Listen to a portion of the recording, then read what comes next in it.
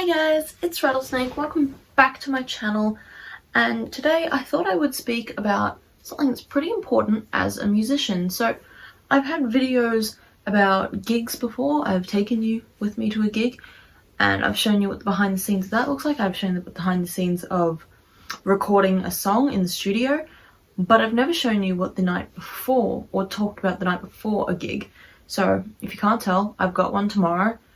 And I'm just going to talk about some of the most important things to me as a vocalist to do before to prepare for a gig in the next day. So first I'm going to grab something very important that I forgot to grab though.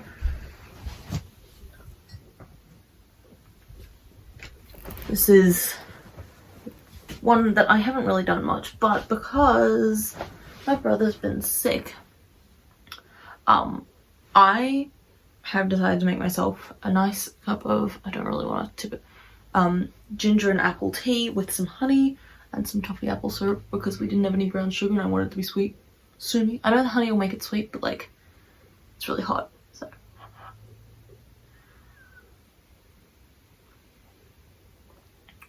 Nice. But it's really good for when you're sick. It's also a good throat coat, which is important for me as a vocalist, like I said.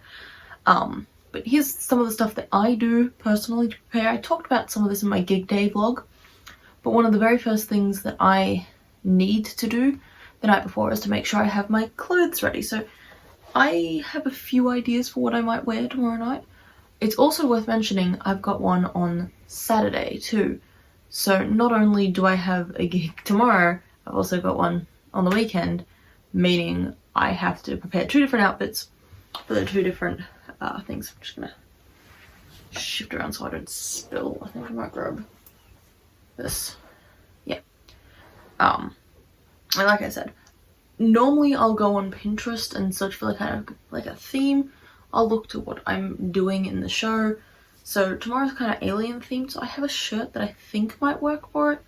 And then I might just wear these jeans or I'll feel it out. I'll probably go on Pinterest tonight and look for our ideas, but we're playing also at so tomorrow we're playing at Bar Open, which is in Collingwood, I believe.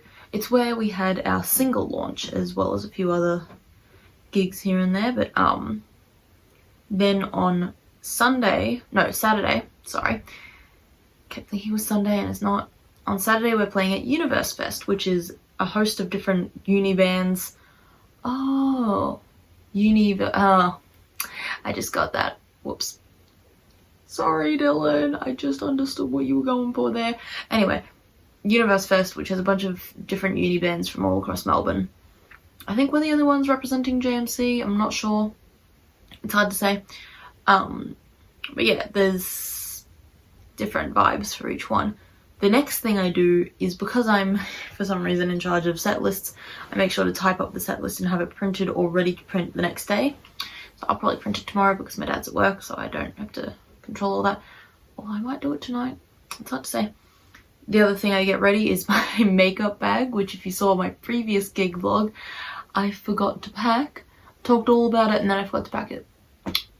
Helpful. The other thing I do on the day of, I try to get hydration, so I'll get my bottle of water, which, you know, will probably be the big one. It is storming. It's been storming all day. I don't know if you can hear that. I mean, it was nice when I was at work and then it was muggy.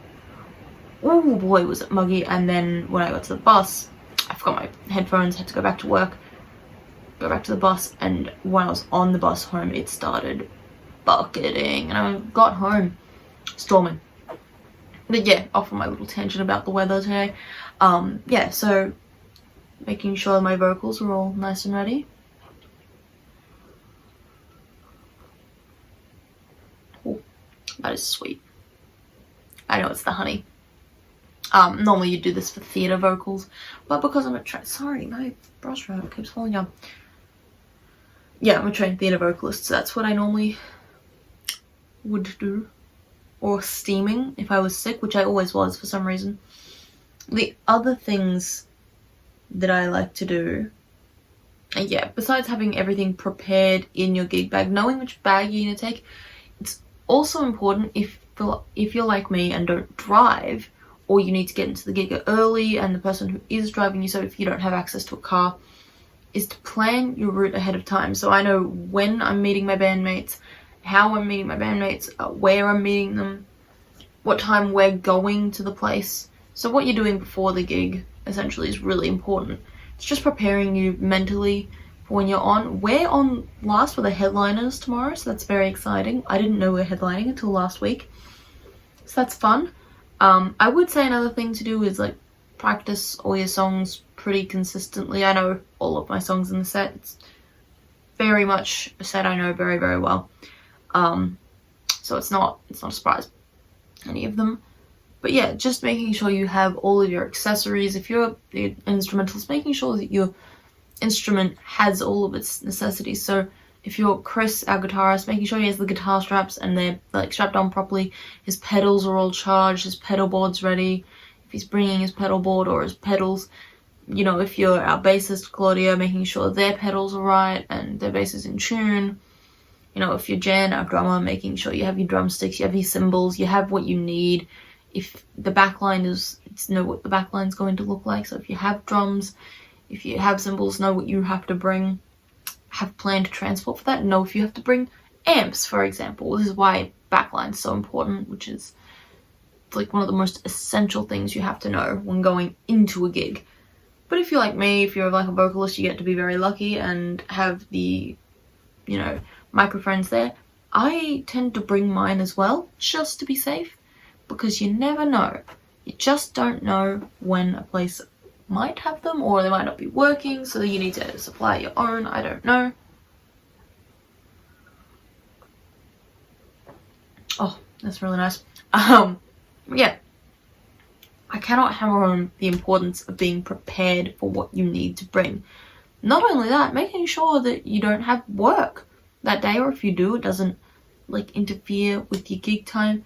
I actually had to call off work because I knew that I would be working till close.